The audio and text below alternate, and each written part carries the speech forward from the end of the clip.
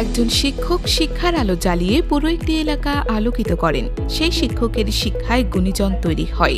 তেমনি একজন শিক্ষক মিজানুর রহমান।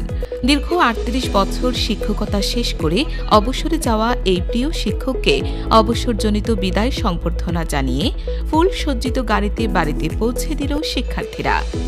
শুক্রবার ২৪ অক্টোবর বিদ্যালয় সংলগ্ন মাঠে কুমিল্লার দেবিদ্বার উপজেলার ৭৯ নং মধুমুড়া সরকারি প্রাথমিক বিদ্যালয়ের প্রাক্তন শিক্ষার্থীদের উদ্যোগে বিদ্যালয়ের অবসরপ্রাপ্ত শিক্ষক মিজানুর রহমানকে অবসরজনিত বিদায় সংবর্ধনা অনুষ্ঠান অনুষ্ঠিত হয়।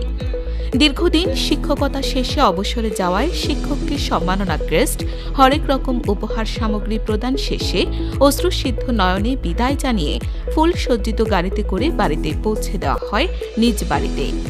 তিনি ১৯৮৭ সাল থেকে শিক্ষকতা শুরু করে ২০২৫ সাল পর্যন্ত ৩৮ বছরের কর্মজীবন শেষ করলেও অত্র বিদ্যালয়ে ২৬ বছর শিক্ষকতা করে এলাকাবাসীর মন জয় করেন। অনুষ্ঠানের আয়োজকরা বলেন, দীর্ঘ সময়ে গুণী ও শিক্ষকের শিক্ষায় ও আন্তরিক প্রচেষ্টায় অত্র এলাকার শিক্ষার আলোয় আলোকিত হয়েছে।